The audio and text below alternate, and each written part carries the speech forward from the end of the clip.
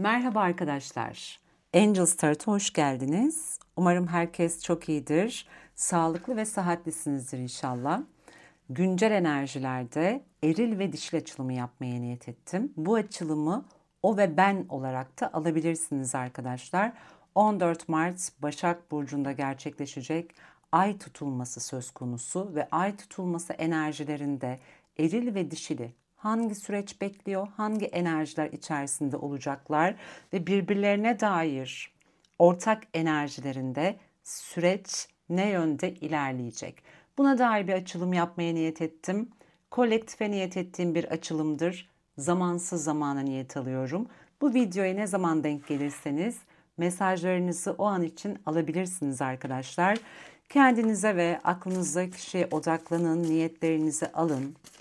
İnşallah en doğru enerjilerle, en doğru mesajlara ulaşalım hep beraber. Hadi bakalım. Bütünün en yüksek hayrına olsun. Tüm kolektif enerjiye de şifa olsun. Tekrar bilgilendirmek istedim. Eril ve dişilin bir cinsiyeti yoktur arkadaşlar. Eril ve dişil bünyemizde mevcuttur. O yüzden de hangi tarafla uyumlanırsanız o tarafı kendi adınıza alabilirsiniz. Diğer tarafı da aklınızdaki kişiye alabilirsiniz. Hadi bakalım. Eril ve dişilin en güncel enerjilerde birbirlerine dair enerjileri nedir?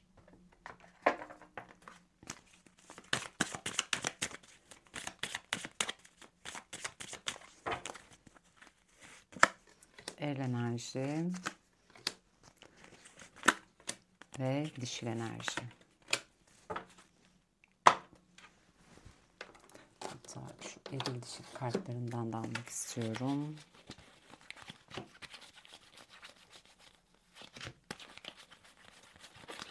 Evet.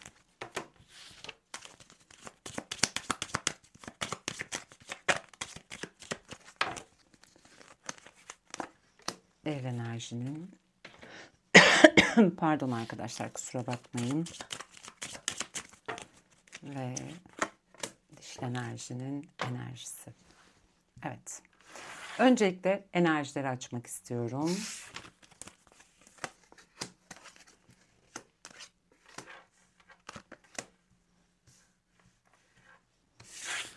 Dişil enerji ne durumda?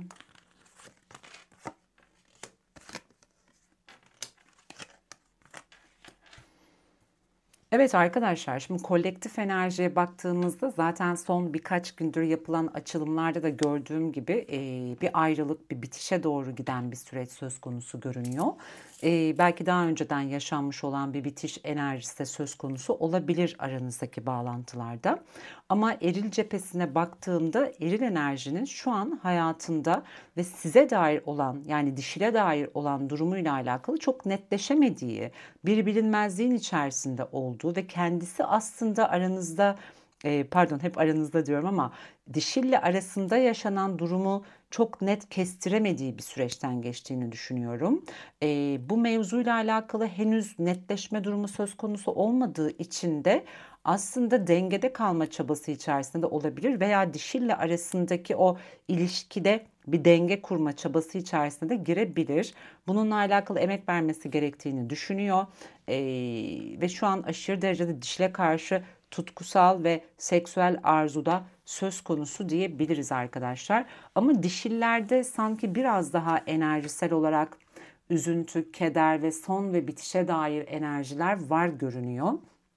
Dişil enerji bu süre zarfında kendisini biraz daha yalnız hissettiği veya yalnız zaman geçirmeye çalıştığı bir süreçten geçiyor olabilir. Yaşanılan sessizlikten kaynaklı belki de bu bitişi kabule geçmiş ya da kabul etmeye çalışan, bunu sindirmeye çalışan bir enerji içerisinde olabilir. Kalp kırıklığı yaşadığını görüyorum. Ama bu ayrılık veya bu bitiş enerjisi dişilde kendi potansiyelini açığa çıkartma durumunda gösterecek görünüyor arkadaşlar. Çünkü güçlenecek, kendi köklerini belki de bu noktada salacak, kendisini daha güvende hissedecek bir enerji de söz konusu olabilir. Çünkü güce geleceğini düşünüyorum dişil enerjinin. Evet, enerjiler bu şekilde. Bugün lütfen kusuruma bakmayın, biraz konuşurken boğazım gıcık yapıyor arkadaşlar, sürekli konuşmaktan kaynaklı. O yüzden de ara ara tıkanabilirim. Peki. Şöyle kartlarımızı alalım.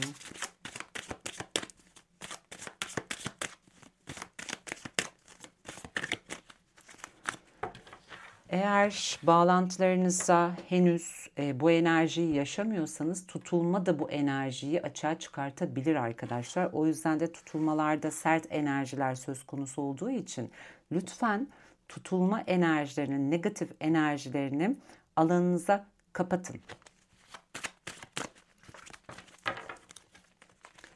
Eril enerjinin dişiyle alakalı düşüncesi, duygusu, gündem ve eylem planı, dişil enerjinin eril enerjiye karşı düşüncesi, duygusu, gündem ve eylem planı nedir?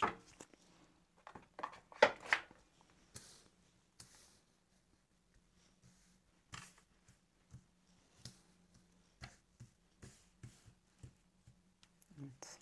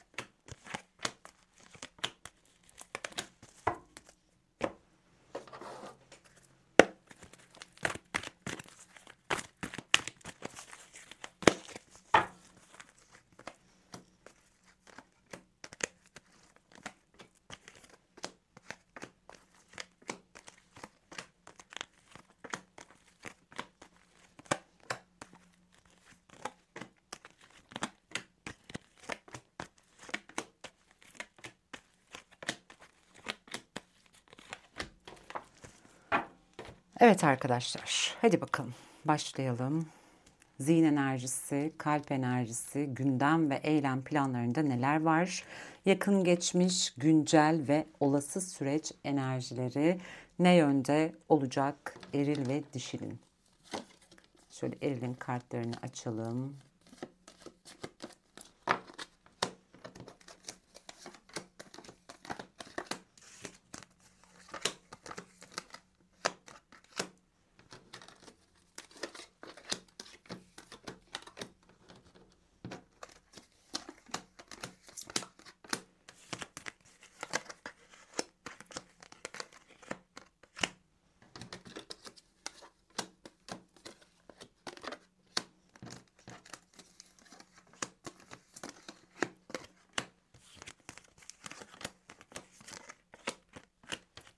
Evet, dişilin tarafını da açacağım.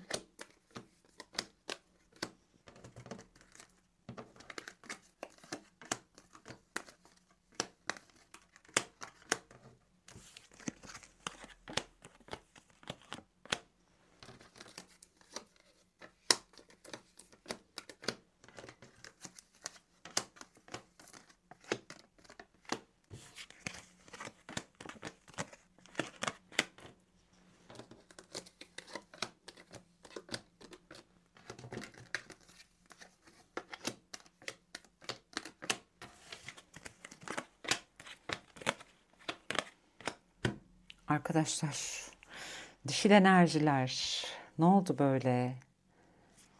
Yani şimdi bu açılımda açıkçası kartları şöyle bir açtığımda ciddi anlamda hayal kırıklıkların yaşandığını görüyorum. Sanki dişil enerjiler artık ciddi bir hesaplaşma içerisine de girmiş gibi görünüyor bağlantı içerisinde. Şimdi eril ve dişil enerjisini ilişkinizde hangi tarafın daha çok açığa çıkarttığı da burada çok önemli arkadaşlar. Şimdi belki siz kadınsınızdır ama ilişkideki eril enerji rolünü üstlenmiş olabilirsiniz.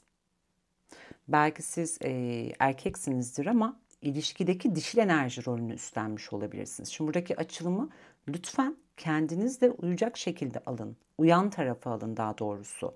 Çünkü eril ve dişilin gerçekten de bir cinsiyeti yoktur. Aranızdaki bağlantıda hangi enerjiyi daha fazla açığa çıkarttıysanız buradaki kartlarda o şekilde gelir. Ki kolektifin çoğunluk enerjisine göre gelir kartlar. Şimdi eril enerjinin yakın geçmiş zihin enerjisine baktığımda aslında bir anda ciddi bir dönüşüm etkisine girmiş olabilir arkadaşlar eril enerji. Çünkü mutsuz bir süreçten geçtiği gibi aynı zamanda dişille alakalı yaşadığı bazı hayal kırıklıkları da söz konusu olmuş. Bu hayal kırıklıkları hatta onda keşke böyle olmasaydı ya da böyle olmamalıydı dedirtmiş de olabilir.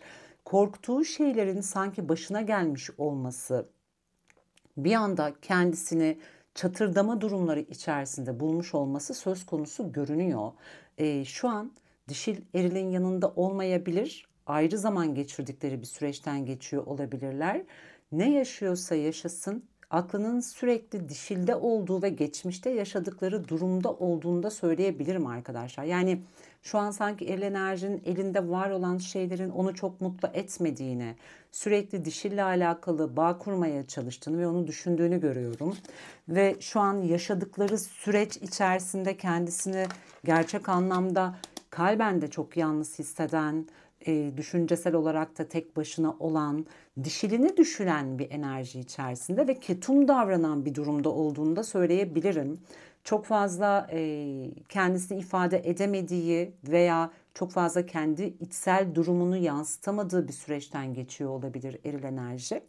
Ama ruhsal bir boşluk yaşadığını görüyorum ve buradaki bağlantı içerisinde dişille arasında ilahi bir bağlantı olduğunu da kalben hissediyor olabilir aynı zamanda.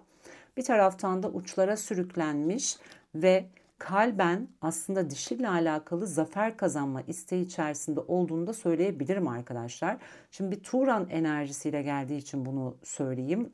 Çok kalbinde yaşadığı şeyleri dışarıya çok yansıtabilen bir enerjiye sahip değil. Genelde Turan ketum bir enerjiye sahip olmakla beraber kendi iç dünyasında çok farklı bir hayatı vardır ve bunu kolay kolay kimsenin çözemeyeceğini de söyleyebilirim. O yüzden de biraz dışarıdan bakıldığında sinsi bir enerji de yansıtıyor olabilir. Daha böyle kendi içinde yaşadığı için olayları bir şeyleri çok dile getiremediği için çok duvarlı bir enerjiyi de yansıtıyor olabilir eril enerji. Ama çok derinlerde o yalnızlığıyla baş başa kalmış ve gerçekten de uçlara sürüklenmiş bir enerji olduğunu görüyorum. Ve kalben başarı kazanmak ve zafer kazanma isteği içerisinde olduğunu da söyleyebilirim. Çünkü eril enerji dişille uzlaşmak istiyor arkadaşlar. Yani bir orta yol bulma isteği içerisinde mevcutta yaşadıkları ilişki veya yolları veya yolculukları ile alakalı aşka dair yaşanan hayal kırıklıkları ister istemez bir sorgulama enerjisinde açığa çıkartmış gibi görünüyor. Karşılıklı olarak birbirlerine hesap sorma ya da şüphelenmekle alakalı bazı durumlar söz konusu olabilir. Bir araştırma isteği, bilgi alma isteği gündemine gelmiş olabilir eril enerjinin. Ama ne olursa olsun artık burada somutta bir şeyleri ele alıp uzlaşma taraftarı olduğunu görüyorum.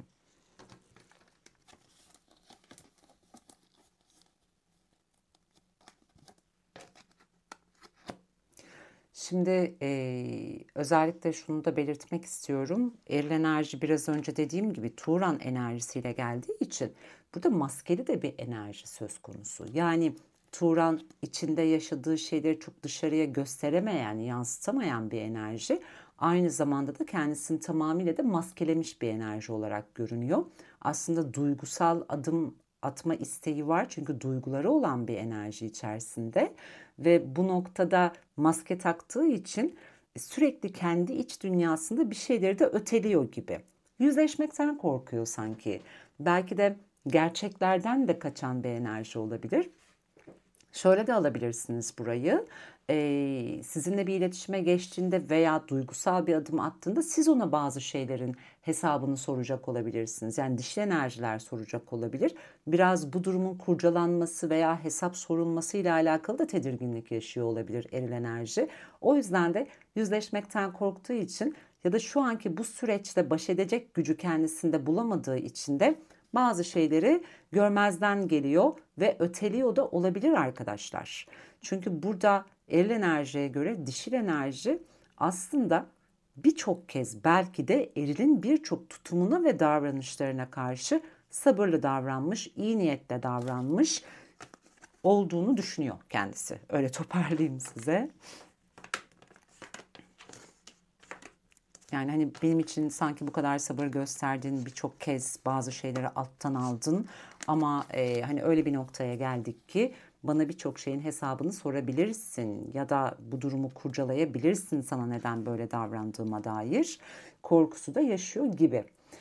Arada ruhsal bir bağlantı söz konusu olabilir arkadaşlar. Biraz önce de gördüğüm gibi ilahi dişil ve ikiz ruh bağlantısıyla beraber kalpte tam da merkezde aslında o ruhsal farkındalığı yaşadığını düşünüyorum. Eril enerjinin içten bir bağlılık, kalben sadık kalmakla alakalı o duyguları çok derinden hissettiğini söyleyebilirim. Aslında dişiyle bir buluşma, bir görüşme isteği içerisinde sanki kendisini affettirmek isteyen de bir enerji var burada.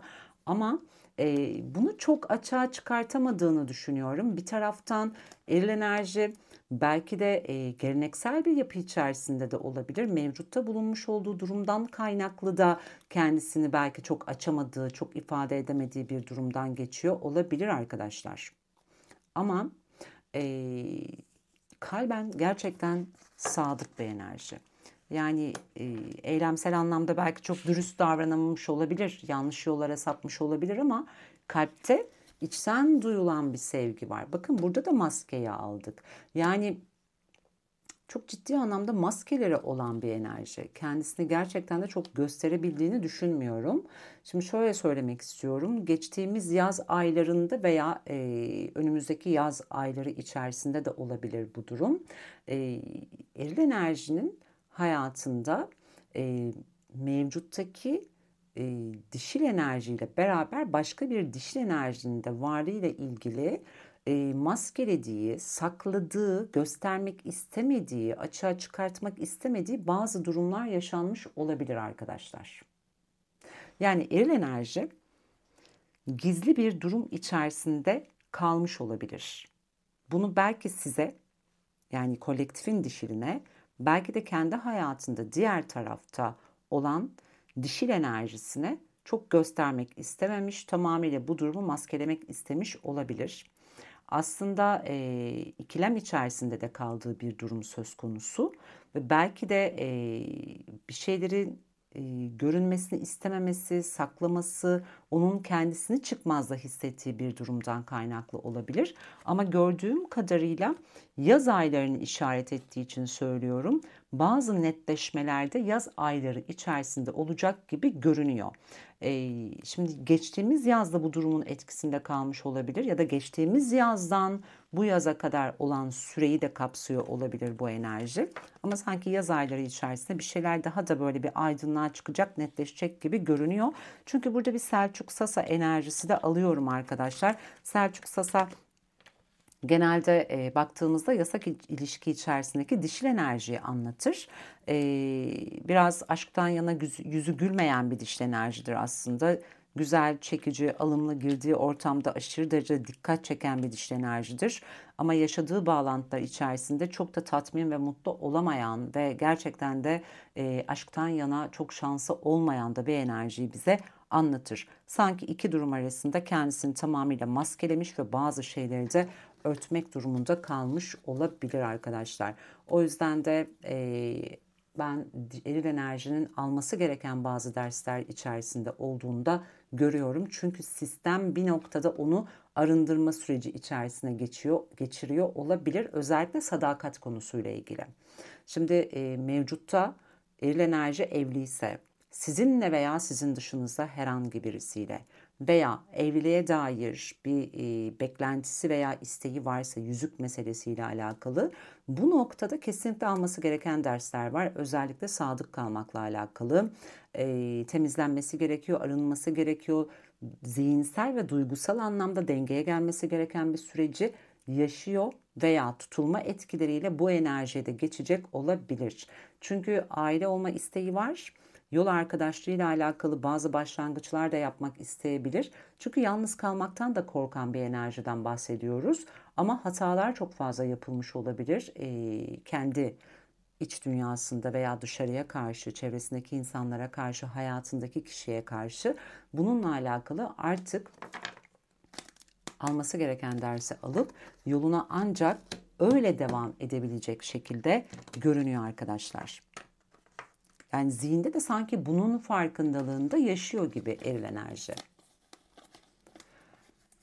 O yüzden de dişil enerjiyle aralarında bir ara verme süreci var. Yani bu ara verme süreci de aslında çok sistemsel de olmuş olabilir. Yani kadersel olarak da sistemin belki de onun buradaki hatalarıyla yüzleşebilmesi ve gerçekten de yanlışlarından ders çıkartabilmesi için de yaşanmış olabilir. Çünkü kalben gerçekten de kupa kraliçesine karşı çok yoğun duygular içerisinde olduğunu görüyorum. Çünkü kendisi de bir kupa kralı enerjisinde. Şimdi burada burçları söylemeyeceğim ki kupalar genelde su grubu enerjilerini anlatır ama duygusal enerjiyi de açığa çıkartır arkadaşlar. Seven bir enerjiyi de anlatır bize. O yüzden zaten ruh ikizi bağlantısını da görmüştük. Birebir aynı enerjiler söz konusu. Pardon. O yüzden de kalpte taşıdığı duygu dişil enerjiye karşı şu anki süreçte eril enerjiyi korkutuyor olabilir. Neden dediğimizde yaşanılan bir ara verme, bir ayrılık süreci var ve bu ayrılık süreciyle alakalı bir anda olumsuz düşüncelere veya duygulara kapılabilir. Bakış açısıyla alakalı bazı sıkıntılar yaşayabilir ve şerdeki hayrı çok göremeyebilir. O yüzden de netlik kazanmamış durumlar biraz eril enerjinin sanki ruhsal dengesini bozacak gibi görünüyor. Özellikle burada bir travması açığa çıkabilir, korkularını bastırmak durumunda kalabilir. Çünkü bir çaresizlik duygusu içerisinde olacağını görüyorum. Ama sanki dişil enerjiden de anlayışta bekliyor eril enerji. O yüzden de çok keskin ve net kararlar alacak. Her türlü buradaki yaşadığı durumla alakalı farkındalık ve bilgelik yaşayıp burada sahip olma, ait olma isteği içerisine gireceğini söyleyebilirim. Evet, Sunit biraz daha sert bir enerji taşısa da iç dünyasında da bir o kadar yumuşak duygulara da sahiptir. Evet, inişli çıkışlı bir enerjiye sahiptir çünkü tutkusal enerjisi çok yüksektir. Ama kafaya koyduğu şeye sahip olmayı çok ister arkadaşlar ve bunun için de gerekeni yapar. Tutkuları çok yüksek olduğu için ve bence yaşadığı o ruh ağrısı, ruhsal bağlantısından ayrı kalmak onu ciddi anlamda korkutabilir ve bu noktada dişil enerjiden bir anlayış beklentisi içerisine girip çok keskin kararlarla dişile karşı bir iletişim kurma, tekrardan iletişimi başlatma durumları içerisine geçebilir el enerji. Evet. Peki dişilde durumlar nedir? Bakalım.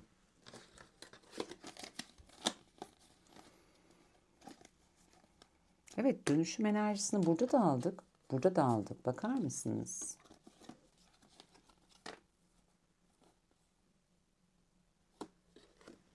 Yani eril de dişil de aslında yaşadıkları bağlantı içerisinde dönüşüyorlar.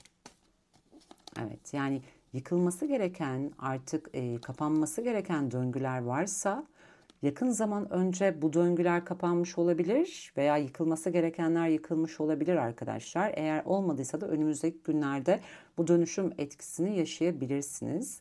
Dişil aslında kendisinin çok net farkında.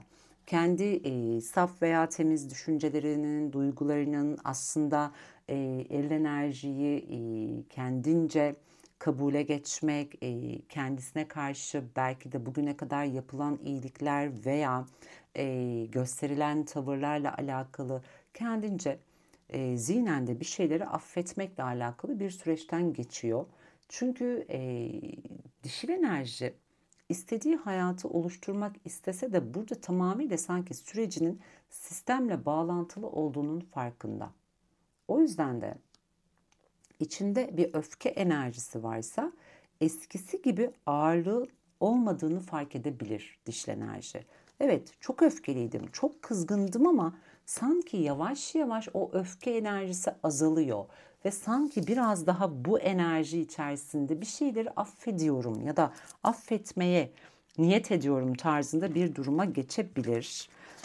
Çünkü kalben aşırı derecede üzgün bir enerjiyi görüyorum dişille ilgili ve tamamıyla kendince bir sabır enerjisine girmiş, hiçbir şeyle ilgili acele etmiyor, sürece katlanıyor, doğru zamanı bekliyor ve pes etmiyor aslında dişil enerji. Büyük hayalleri vardı belki de erille alakalı ve üçüncü kişilerden kaynaklı, anlaşmazlıklardan kaynaklı, çekişmelerden kaynaklı yaşamış olduğu hayal kırıklığıyla ilgili özellikle kendi iç dünyasına yaşadığı üzüntüyü bastırıp sakin kalabilmeye özen gösteriyor olabilir arkadaşlar. Çünkü eril de dediğim gibi ya geleneksel bir yapı içerisinde ya da gerçekten de çok aşırı ketum bir enerjiye sahip.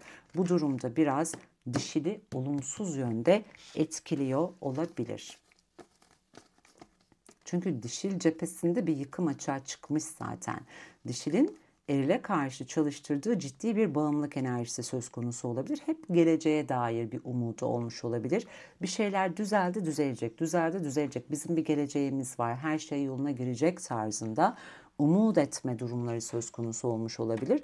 Ama bu süreci yaşarken de aslında stresli ve gergin ve kontrolsüzlük enerjilerinden kaynaklı bitkinlik, sinirlilik veya yorgun hissetme durumlarında fazlasıyla yaşıyor olduğunu da düşünüyorum arkadaşlar. Belki kendi kendine şu an uyuşturmaya çalışıyor da olabilir dişil enerji. Çünkü yıkım çok beklenmedik bir anda çıktığı gibi belki de bugüne kadar o birikmiş olan yorgunlukları, stresi hepsinde ortaya dökmüş olabilir.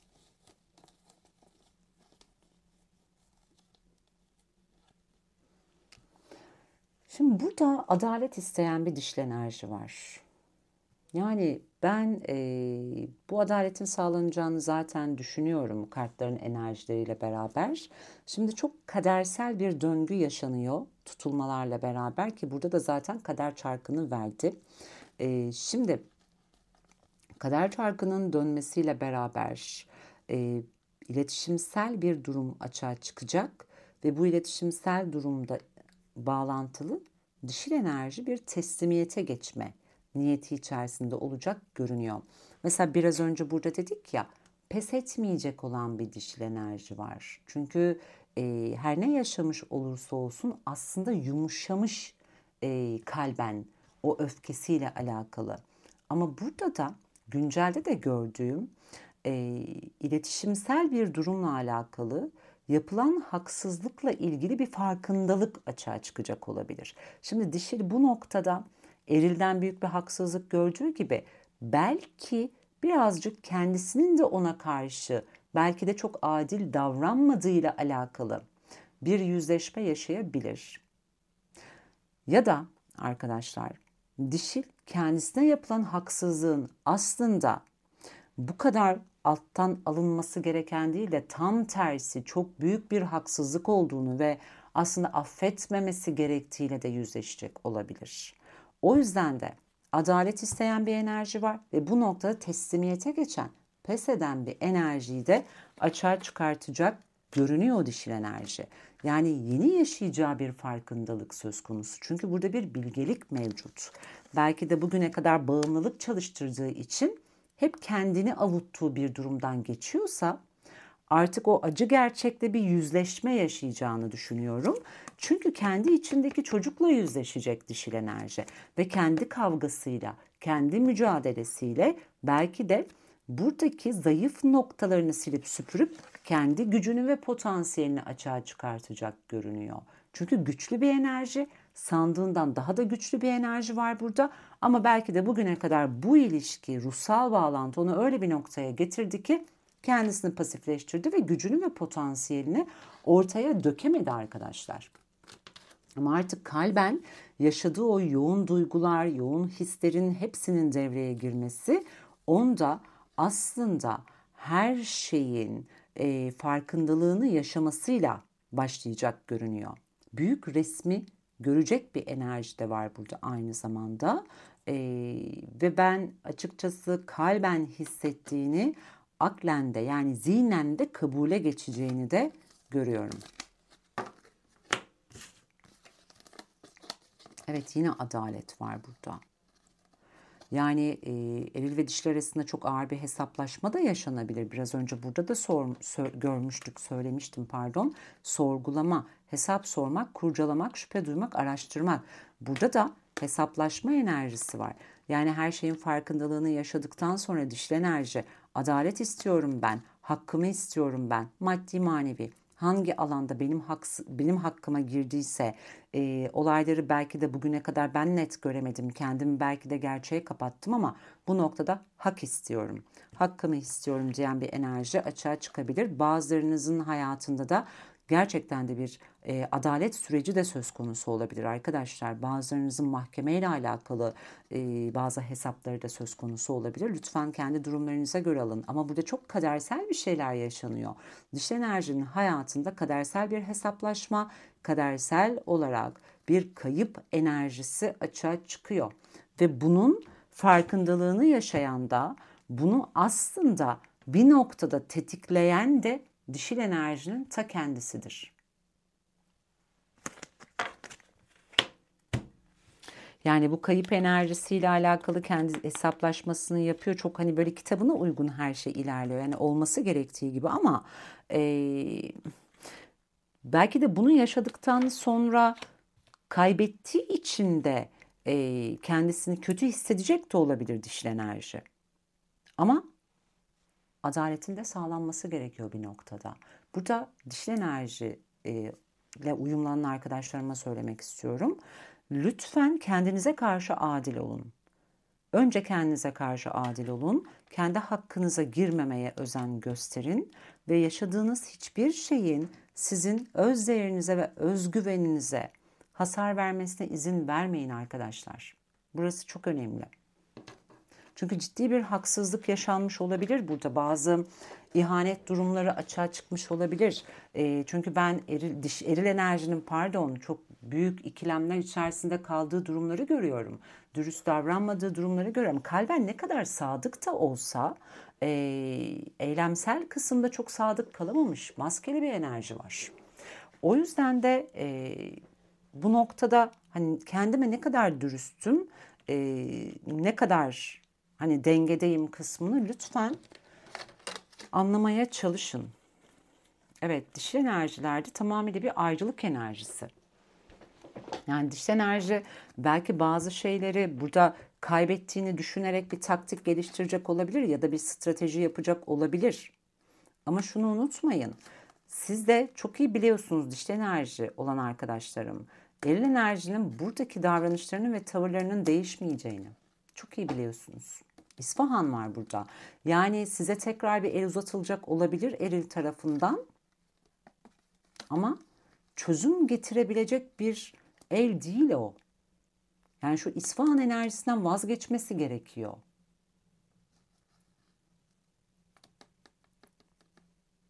Ya da şöyle de düşünüyor olabilir dişil enerji. Evet, eril benimle iletişime geçti, bana bir adım attı ama o yine aynı. Onun hiçbir şeyi değişmedi. Yine aynı ajitasyon veya işte kurban psikolojisi çalıştırıyor bana karşı. Ya da bana karşı bir taktik geliştiriyor.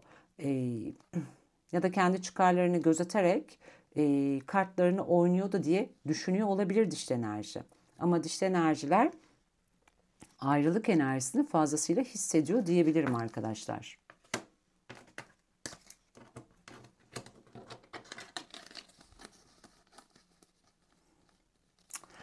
Yani dişil enerji aslında kalben kendi hayatına tertemiz bir sayfa açmak istiyor. Yeniden bir şans vermek, somutta yeni bir başlangıç yapma isteği içerisinde. Çünkü dişil enerjinin artık bazı şeyleri yaşamaktan ve susmaktan boğaz çakrası şişmiş ve hançerlendiğini düşünüyor. Yarı yolda bırakıldığını düşünüyor veya yarı yolda bırakılma değilse bile bu çok yalana maruz kaldığını düşünüyor. Arkasından çok iş çevrildiğini düşünüyor ve diyor ki benim artık yeniden başlamam lazım. Belki de yeni bir hayata başlamam lazım. Somutta kendime yeni bir şans vermem lazım diyor. Evet, hala da seven bir dişli enerji var ama buz gibi soğuyan da bir dişli enerji var aynı zamanda. Ya da buz gibi bir enerjiyi erile hissettiren bir dişli enerji de var diyebilirim arkadaşlar. Artık içinde sindiremedikleri, konuşamadıklarından kaynaklı boğaz çakrası şiş. Belki de bugüne kadar çok ifade etti, çok anlattı, çok anlattı ama anlayamayan bir eril enerjiyle karşı karşıyaydı. O yüzden de artık hani ne söylesem nafile, zaten hiçbir şey değişmiyor diyor da olabilir dişil enerji. Ya da bu enerjiler tutulmayla beraber aktif olacak olabilir arkadaşlar.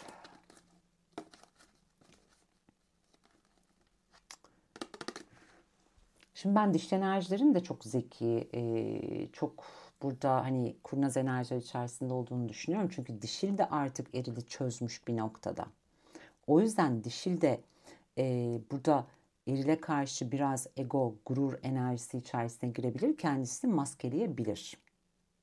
Çünkü dişilde artık bu durum hani öyle bir noktaya gelmiş ki umudu sönmüş. Bir şeylerin değişebileceğine dair psikolojik olarak olumsuz etkilendiği bir süreçten geçebilir önümüzdeki süreçte ve uykuları kaçabilir. Yani kabuslar görebilir verdiği kararla ilgili belki de. Ya da neden ben böyle bir adım attım ve de neden olayların bu noktaya gelmesine sebebiyet verdim psikolojisi de yaşayabilir dişli enerjiler. Ama erilinin de kurnazlığının çok net farkında. Evet arkadaşlar, durum böyle. Peki toplayalım şöyle kartlarımızı.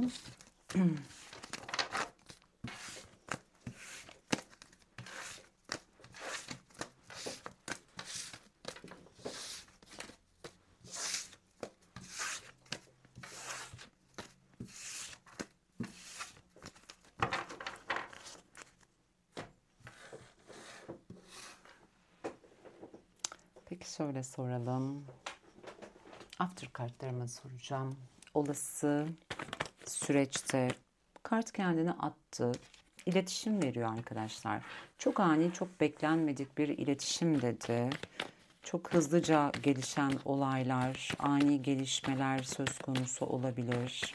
Peki olası süreçte eril enerjinin dişiyle alakalı kararı ve eylemi ne olacak?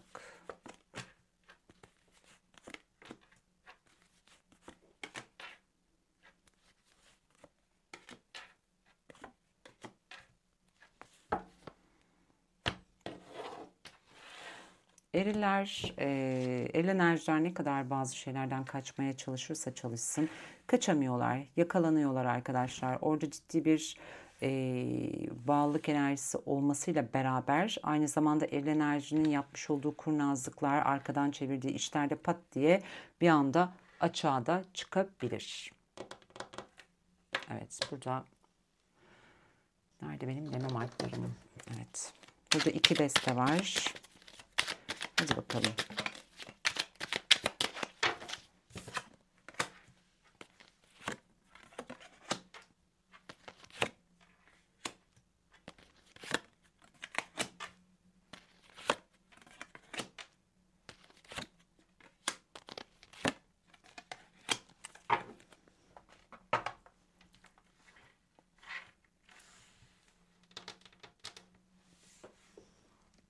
Evet.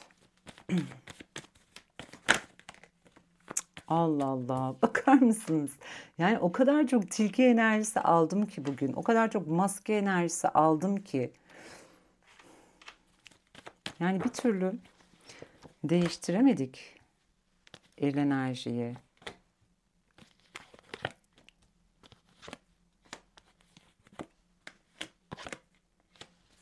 Evet.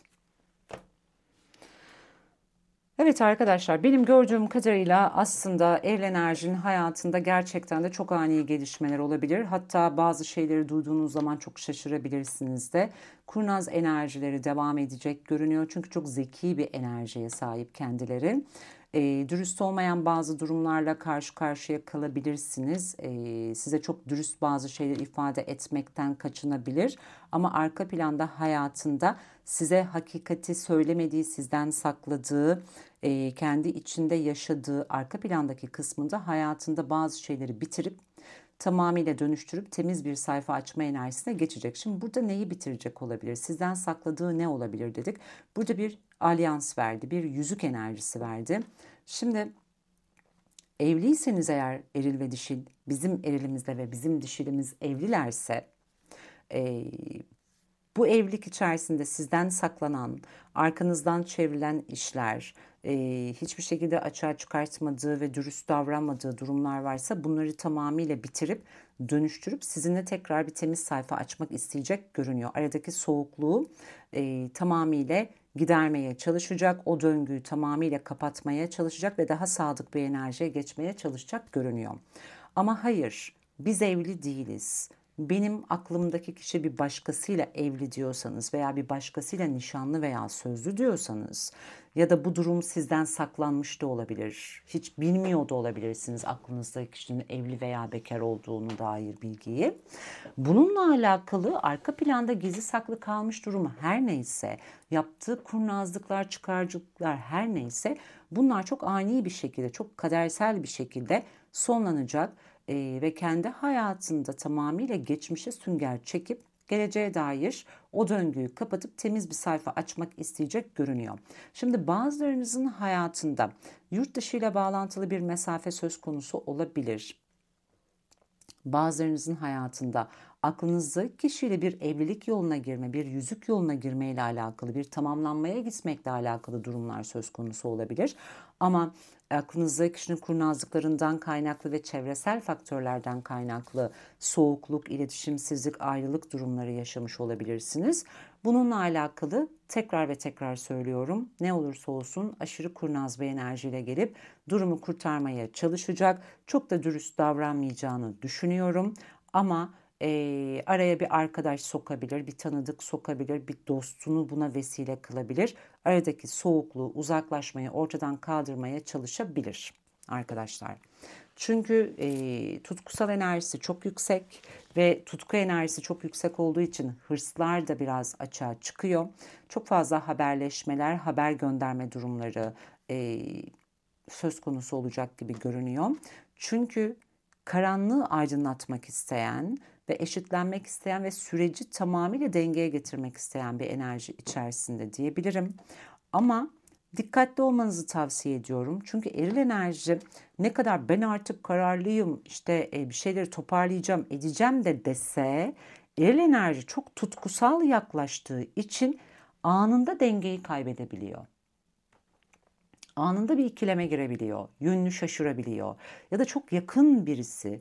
Burada değnek kralı ve kılıç kralı var. Şimdi iki enerji de erili anlatıyor olabilir. Tutkularıyla hareket ederken bir anda karar verme kısmına geldiğinde zorlanıyor olabilir.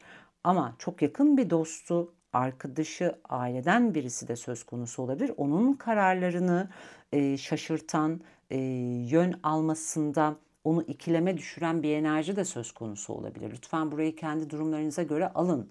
Ama ben ağırlıklı olarak sanki onun kendi enerjisi olduğunu düşünüyorum. Çünkü biraz önce de Turan ve Sunit enerjisini aldık.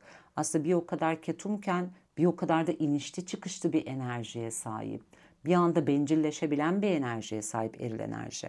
O yüzden de burada ne kadar dengeye gelme çabası içerisinde de olsa, bir şeyleri kazanma, halletme, toparlama hırsı içerisine de girmiş olsa, tamam ben artık bu durumu şifalandıracağım da dese, tam her şeyin farkındalığıyla karar verdiği noktada tekrar böyle bir gelgitin açığa çıkması onu ister istemez biraz içsel olarak zorlayacak olabilir. Ya da duygusal anlamda içsel olarak çok fazla artık mutluluğa hasret duyduğu için Tamam, evet hayatımda bir şeyleri sonlandırıyorum ve bitiriyorum ve sana geliyorum, mutlu olmak istiyorum. Çünkü beni ne mutlu edecekse ben onu yaşamak istiyorum. Bu zaman zaman beni üzüyor veya çok fazla etkiliyor. Çünkü çok fazla konuşmalar veya söylemler var çevremde veya hayatımda. Beni üzse de, gözyaşı dökmeme sebebiyet verse de ben artık gerçekten ağlamak değil mutlu olmak istiyorum diyeceği bir durum söz konusu olacak olabilir ve artık çapayı atmak isteyecek de görünüyor. Sizinle belki de yüz yüze bir konuşma yapabilir geleceğe dair. Çünkü gerçekten sizden kendisini çok alamayan bir enerji, bir bağımlılık var arada. Yani eril ve dişilin arasında bir bağımlılık enerjisi var. Kendisini zaten geri tutamayan bir enerji. Belki dişilde de aynı enerji söz konusudur. Ne kadar bu sefer affetmeyeceğim, bu sefer geri dönmeyeceğim de dese dişil de her seferinde o bağımlılıktan kaynaklı geri dönüyor olabilir arkadaşlar. Ama burada geleceğe dair eril ve dişilin ben bazı konuşmalar ve planlar yapacağını düşünüyorum. Özellikle erilin artık bazı farkındalıklar yaşayacağını düşünüyorum. Yani bugüne kadar erili mutsuz eden bir enerji vardı. Çünkü eril enerji sahip olduklarıyla mutlu olamıyordu. Dişille alakalı göremediği, farkındalığını yaşayamadığı durumlar vardı. Ne kadar bunu sürekli düşünse de, aklında tutsa da dişiyle alakalı bir şeyleri netleştiremiyordu ya da zor da görüyordu olabilir. Ama artık burada bakın kupa dörtlüsü ve kupa dörtlüsü. Ama artık burada o belki de farkına varamadığı duygularının da açığa çıkmasıyla beraber o eksik kupayı da tamamlayan bir enerjiye geçecek görünüyor. Ve ilişkiyi veya evliliği daha bir üst seviyeye taşımak isteyeceğini düşünüyorum.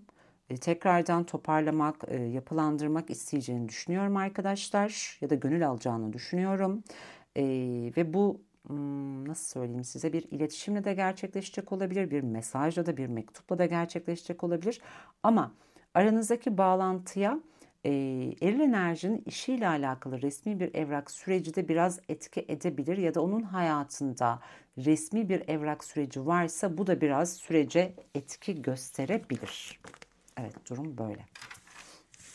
Lütfen kendinize uyanları alın, kabul edin arkadaşlar. Uymayanları da evrene iade edin. Şifalansın. Ama gördüğüm enerji ve bana akan enerji buydu. İnşallah size aktarabilmişimdir. Çünkü kolektifte çok fazla enerji var. Farklı farklı ilişki durumları söz konusu. Elimden geldiğince aktarmaya çalışıyorum. Peki Rumi de buraya bir şey söylesin. Tutulma enerjileri, eril ve dişilin arasında ve ortak enerjilerinde hangi enerji açığa çıkartır? Kadersel planda.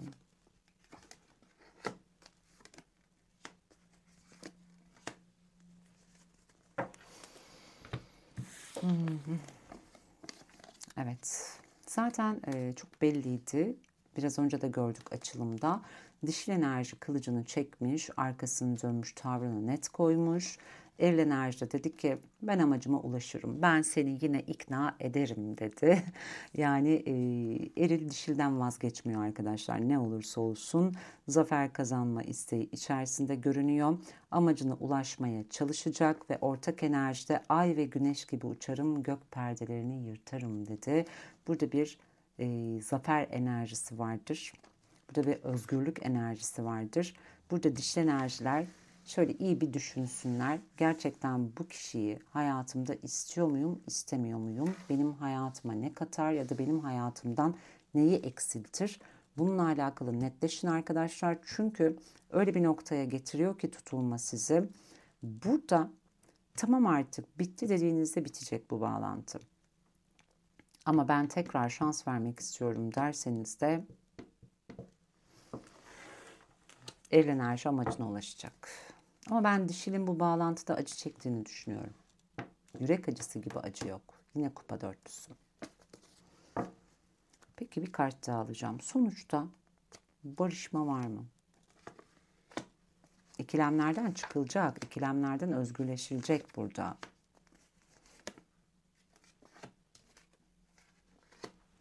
Dişil korkuyor bence. Eril de tamamıyla kaybetmekten korkuyor. Dişil de korkuyor. Dişil bence aynı şeyleri yaşamaktan da korkuyor ve bir inzivada kalabilir biraz. Ama eril enerji bu bir evlilik evliliğini kurtarmak isteyecek. Eğer evlilik yoksa da ilişkiyi ciddi bir boyuta taşımak isteyecek görünüyor arkadaşlar. Durum böyle. Yani o geçmişte yaşanılan şeyleri tekrar gündeme geri getirmek isteyecekler. Dedi ki neşesini şakıyan kuş gibi geri gelen mutluluğa sevin, mutluluk kılıcıyla zevcem olacak bir yari kurtarayım dedi. Bu yolda ruhlar korkuyla denenir. Ne kadar korkarsanız o kadar o enerjiyi çekiyorsunuz arkadaşlar. Evet. Peki. Melek kartları alalım. Birer tane alacağım sistemden.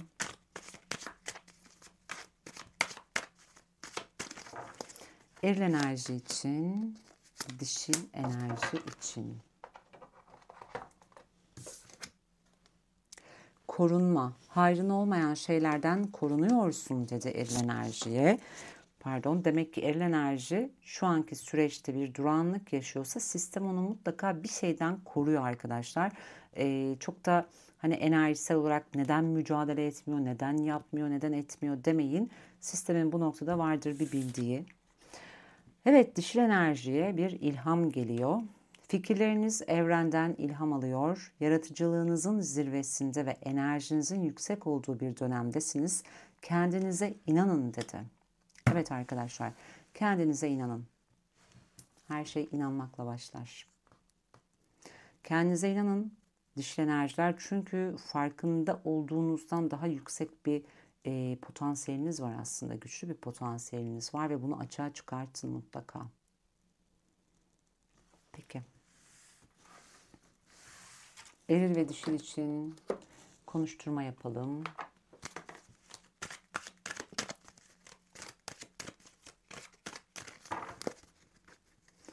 Eril dişile ne söylemek ister? Ve dişil enerji eril enerjiye ne söylemek ister?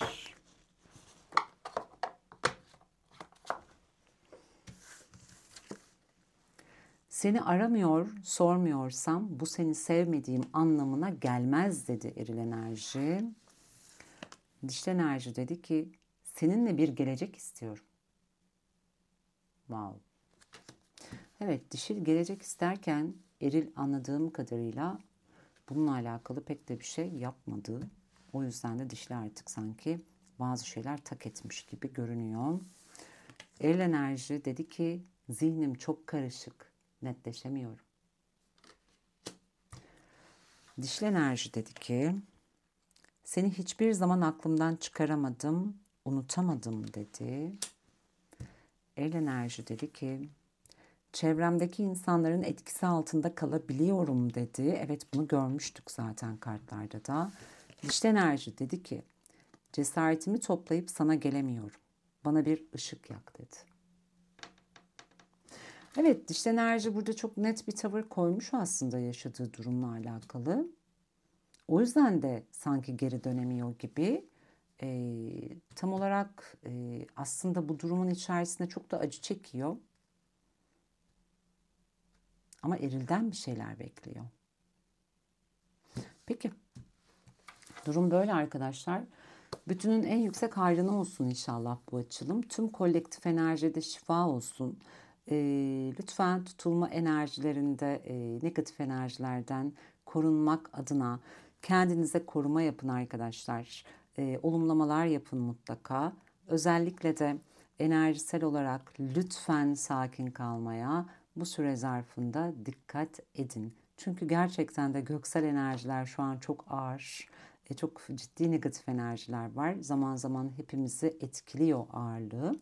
O yüzden de elinizden geldiğince sakin kalarak süreci daha rahat geçireceğinizi düşünüyorum. Artı 5, eksi 5 çok yoğun, aktif bir enerji vardır. Sonraki günlerde yavaş yavaş enerji azalmaya başlar. O yüzden de özellikle bu önümüzdeki 1-2 hafta içerisinde biraz daha kendinizi enerjisel olarak temizleyip daha kontrollü tutarsanız sizin için daha iyi olacağını düşünüyorum. Evet, Bugünlük bu kadar. Bütüne gerçekten de katkı sağlasın bu açılım. Tüm kolektif enerjide şifa olsun. Bireysel bakımlarınız için bana ulaşmak isterseniz WhatsApp iletişim hattım, YouTube kanalım hakkımda kısmında mevcut arkadaşlar. YouTube kanalıma abone değilseniz, abone olursanız beni gerçekten de mutlu edersiniz. Kendinize çok iyi bakın. Sevgiyle kalın. Allah'a emanet olun. Tekrar görüşmek üzere. Hoşça kalın.